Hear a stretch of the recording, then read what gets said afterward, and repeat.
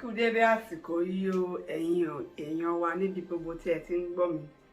Ẹ káàbọ̀ sí orí ètò wa tí a máa ń ṣe lọ́sẹ̀ọ̀sẹ̀, Yorùbá Language Made Easy. Ó jẹ́ ẹ̀kọ́ tí a ti máa ń kọ́ ara wa ní èdè Yorùbá, bí a ṣe máa sọ èdè Yorùbá dáradára. Mo kí wa pé ẹ káàbọ̀ sí abala ẹ̀kọ́ mìíràn lónìí. Before we move on, please, I would like you to subscribe, to like, and to share the video. That will be a way of making the teaching go around to a lot of people. And I thank you in advance for doing that. All right. In our last lesson, we looked at code mixing and code switching. And at the ṣàlàyé pé code mixing ó jẹ́ bá ṣe máa ń da èdè méjì tàbí mẹ́ta papọ̀. Code mixing is a way of mixing two or more languages. You can just put words. Maybe, for example, you are speaking Yoruba and you get to a particular stage where you don't really know the Yoruba word to use. You can just chip in English word. That is code mixing. And code switching is you switch entirely from Yoruba to English. You start the expression with Yoruba and you switch entirely to English. All right. So, and if you have not seen that video, you can go and search for it on our YouTube. It is lesson 49. All right. So, lónìí a fẹ́ wo Iparoje àti Isunki. Iparoje in English is deletion and Isunki is contraction. All right. Ṣé mọ̀ pé even in English language we have deletion. Like tá bá ń sọ̀rọ̀ in English, we can say, you want to say don't. The normal word to say is do not. That is the full expression. Do not. But tá bá ti wá fẹ́ kí deletion kó take place, ó máa wá di don't. That means pé a ti delete àwọn letter kan kúrò ńbẹ̀. It becomes don't. That same thing happens also in Yoruba language, and that is called deletion. It is called deletion. Most of the time we just express ourselves, fluently, just like that. Even in English, we don't normally say everything in full, except in formal situations. But normally, we are just talking, we don't express everything in full. So, nínú Yorùbá náà, ó máa ń rí bẹ́ẹ̀. And à ń pè deletion yẹn ní Iparoje. Iparoje. A máa lo bọ́ọ̀dù, a máa ní láti máa kọ sókè ká lè máa rí. Iparoje. Alákọ̀ọ́kọ́ tá kọ́kọ́ fẹ́ wò is Iparoje. That is deletion in English. Deletion. So, mo fẹ́ ká lo expression kan. A máa lo example, a whole sentence.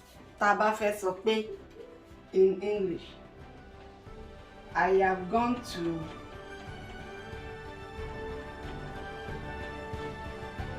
where you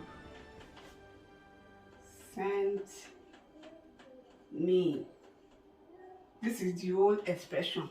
In Yoruba, a máa sọ pé mo ti lọ sí ibi tí o rán mi. Mo ti lọ sí ibi tí o rán mi. That is the full expression. Now, talking about deletion, níbí báyìí. Then, níbí báyìí, deletion máa ṣẹlẹ̀ ńbẹ̀, Iparoje máa ṣẹlẹ̀ ńbẹ̀. Ó máa di mo ti lọ síbi. That means a máa yọ ìkan lára yìí kúrò. Eléyìí, a máa yọ eléyìí kúrò. A máa yọ eléyìí kúrò. Then, a máa yọ yìí náà kúrò. So, ó máa di mo ti lọ síbi tó rán mi. Ti lọ síbi tó rán mi. So tá bá wò dáadáa, a rí pé ìpàrójẹ ṣẹlẹ̀ ń bí. Ayọ̀ yìí ayọ̀ kúrò, ayọ̀ yìí eléyìí náà ayọ̀ kúrò. So ó di mo ti lọ síbi tó rán mi. Ìyẹn là ń pè ní ìpàrójẹ. Just like in English deletion. Tó bá fẹ́ sọ pé do not, tá wá sọ pé don't in English. A rí pé a ti yọ o eléyìí àti yọ kúrò. That is deletion. So ó là ń pè ní ìpàrójẹ nínú Yorùbá. Okay, so ẹlẹ́ẹ̀kejì tá a tún wò, ìyẹn là ń pè ní Isunki, that is contraction. Yorùbá à ń pè ní Isunki. Isunki. Tá bá wo àpẹẹrẹ tá lò yìí, òun náà la máa lò kí àlàyé yẹn kó lè yé wa dáadáa. Isunki. Nígbà tí a sọ pé ayọ̀ yìí kúrò, ṣé mọ̀ pé a wá mú bí iyì àti sí kan tó kù yìí a sún mọ́ra wọn. We move the two of them together. Kò sí ẹ mọ̀ ní original expression yẹn, àyè wà láàrin sí, àyè wà níbí ká tó kọ ibi. But nígbà tá ti wá ṣe ìpàrójẹ yẹn, tá ti ṣe deletion yẹn, a wá rí pé ayọ̀ eléyìí kúrò, a wá mú ibi a sún mọ́ sí. So ó wá di, ìyẹn là ń pè ní contraction, ó di síbi. Ìyẹn ni òyìnbó ń pè ní contraction, ní Yorùbá à ń pè ní ìsúnkì. Ìsúnkì mi ó túmọ̀ sí pé a sún mọ́ ara wọn. Àyè tó wà ńbẹ̀ tẹ́lẹ̀ yẹn kò sí àyè yẹn ńbẹ̀ mọ́, a sún mọ́ ara wọn. Nǹkan kan náà ló ṣẹlẹ̀ ń bí. Nígbà tí ayọ̀ hí tó wà ń bí kúrò, ẹ rí pé hó yìí dádúró tẹ́lẹ̀, àyè wà ń bí, àyè wà ń bí, hó yìí dádúró. Ṣùgbọ́n nígbà tí ayọ̀ hí yìí kúrò, when we remove this e here, e la máa ń pe lẹ́tà yìí ní Yorùbá. Nígbà tí ayọ̀ e yìí kúrò, a rí pé a sún ó yẹn, a sún mọ́ tí. Bí mo ṣe ń ṣàlàyé lọ, mo ti lọ síbi tó rán mi. A máa rí pé àwọn méjèèjì, ìpàrójẹ àti ìsúnkì, wọ́n jọ ń ṣiṣẹ́ papọ̀. Deletion and contraction, they go together. Like nígbà tí a sọ pé do not tó wá di don't.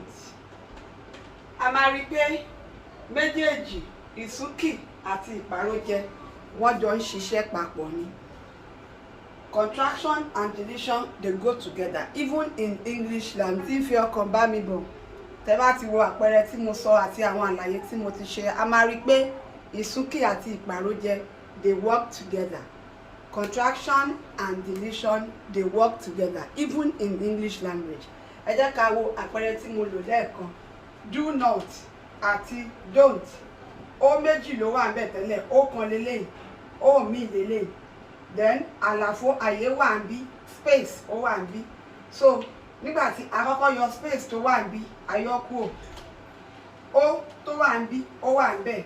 Ìgbà tá yọ space kúrò, a wá rí pé a sún not, a sún mọ́ do. A dẹ̀ yọ ó tó wà ń bí, a yọ kúrò. A fi apostrophe yìí, a fi replace ẹ̀, a fi rọ́pò ẹ̀. So a máa rí pé even in English gan, wọ́n jọ ń ṣiṣẹ́ papọ̀ ni. Do not, ó di don't. Then àwa kọ àwọn méjèèjì, a kọ wọ́n papọ̀.